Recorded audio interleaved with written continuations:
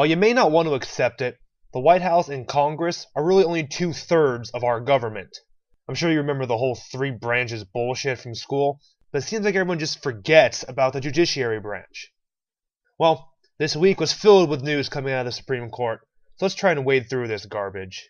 For those of you who don't know, the Supreme Court is made up of 9 justices. Whenever a case is brought before the court, those 9 members all hear the case and they all rule. That's what makes the court so supreme. It's got 9 judges instead of just 1. Well, they don't all have to agree, and they usually never do. Whatever ruling is agreed upon by the majority of the 9 justices becomes the official ruling of the whole court. What do they rule on? Well, whatever case they agree to hear, technically, but they are most known for determining the constitutionality of laws that are passed. Now, unless you've been living under a major metropolitan area with mole people your whole life, you probably know we have a constitution. Every law that is passed cannot violate this piece of paper, and it's the Supreme Court that is the ultimate authority over such decisions. While they don't decide a lot of cases, 4 cases, 2 of which sent the news media into a feeding frenzy, were all decided on in the last week alone. The first one is relatively simple. In a 5-4 decision, the court said that sentences of mandatory life without parole for minors was unconstitutional. They made this decision off of a part of the Constitution that forbids cruel and unusual punishment, and they said automatically throwing kids, many of whom may not have known better, into jail forever fell under that category.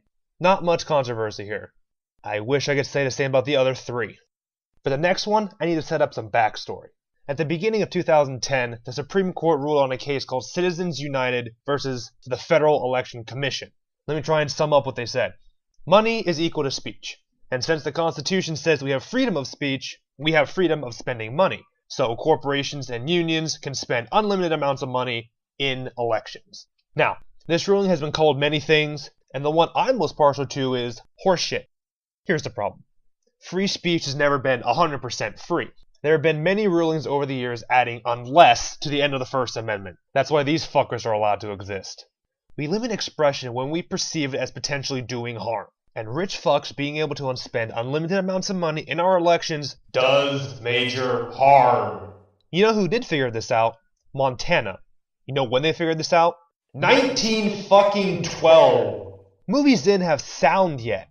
Montana passed what they called the Corrupt Practices Act, limiting campaign donations so rich fucks called the Copper Kings couldn't outspend the miners who worked to make them rich and get politicians elected that would then turn around and pass laws to help said rich fucks. Sorry about that. Got off on a tangent there. Back to the Supreme Court. This week they came out with a ruling that overturned a law from the state of Montana called the Corrupt Practices... Oh, come on! You fucking fat... Let's just move on. This next story has been beaten to death by now, but the court ruled early in the week on a law that was passed in Arizona. You know Arizona, that state with a giant plumber's crack?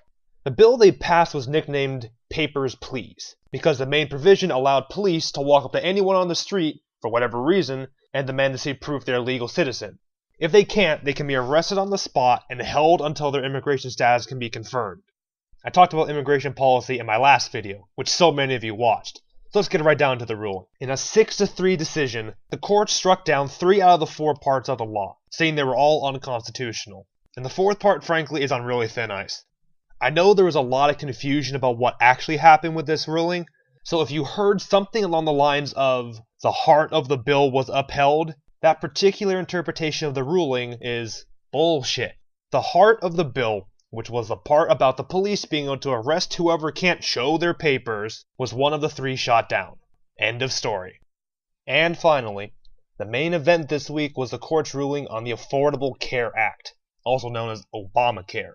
This was Obama's big healthcare reform bill, which, among other things, was a government takeover of healthcare. I wish, bro.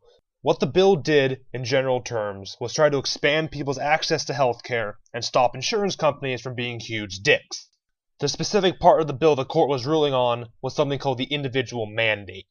After the bill was passed, many Republicans believed it was unconstitutional, and the court decided to hear the case. What's the individual mandate? Well, it's the part of the bill that forces people who don't have health insurance to buy it, and if you don't, you'll have to pay a fine of around $700. Then, if you don't pay that, you will not be thrown in jail or otherwise forced by the IRS to pay it. Are you fucking serious? Wasn't this your idea in the first place? Man, fuck you.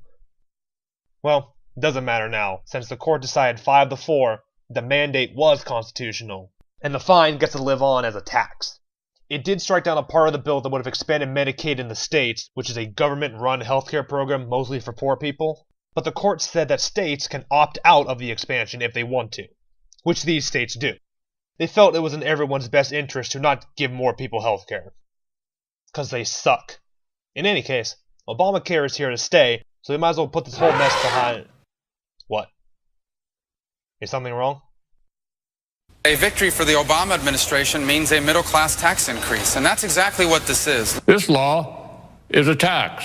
The bill was sold to the American people on a deception. It's a tax. It's a tax. It's a tax.